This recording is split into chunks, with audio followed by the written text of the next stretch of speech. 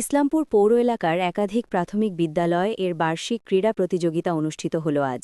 এদিন ইসলামপুর হাইস্কুল ময়দানে এই ক্রীড়া প্রতিযোগিতার আয়োজন করা হয়, যেখানে বিভিন্ন স্কুলের ছাত্রছাত্রীরা অংশগ্রহণ করে। তার পাশাপাশি স্কুলের শিক্ষক শিক্ষিকা সহ বিশিষ্ট অতিথিরা উপস্থিত হন। এদিনের এই ক্রীড়া প্রতিযোগিতার উদ্বোধন করেন ইসলামপুর পৌরসভার চেয়ারম্যান কানাইলাল আগরওয়াল। তার পাশাপাশি উপস্থিত ছিলেন ইসলামপুর মহকুমা তথ্য সংস্কৃতি দপ্তরের আধিকারিক শুভদীপ দাস সহ অন্যান্যরা।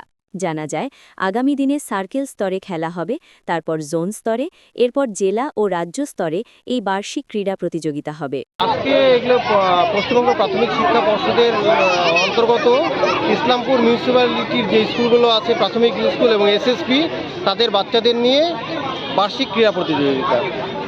পৌরসভা এলাকা? হ্যাঁ। কতগুলো স্কুল?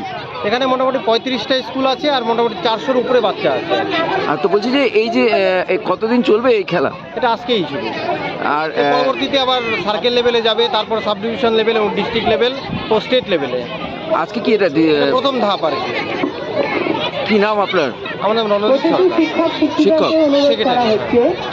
মিউনিসিপ্যালিটি এলাকায় যতগুলো এসএসপি, এসএসকে আর প্রাথমিক বিদ্যালয় আছে সবগুলোই অংশগ্রহণ করেছে। আর এটা মিউনিসিপ্যালিটি এলাকার খেলা। বলছি কয়দিন চলবে?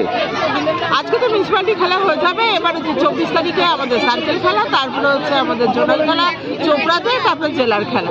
জেলা কোথায় হবে? জেলা এবার হচ্ছে গোয়ালপুরে। হ্যাঁ, গোয়ালপুর। তো কি মনে হয় বাচ্চারা কতটা আনন্দিত এবং এই খেলা? বাচ্চারা খুবই আনন্দিত এবং আমরা খুবই আশাবাদী আমাদের বাচ্চারা সব বাইরে রাজ্য পর্যন্ত খেলতে যাবে।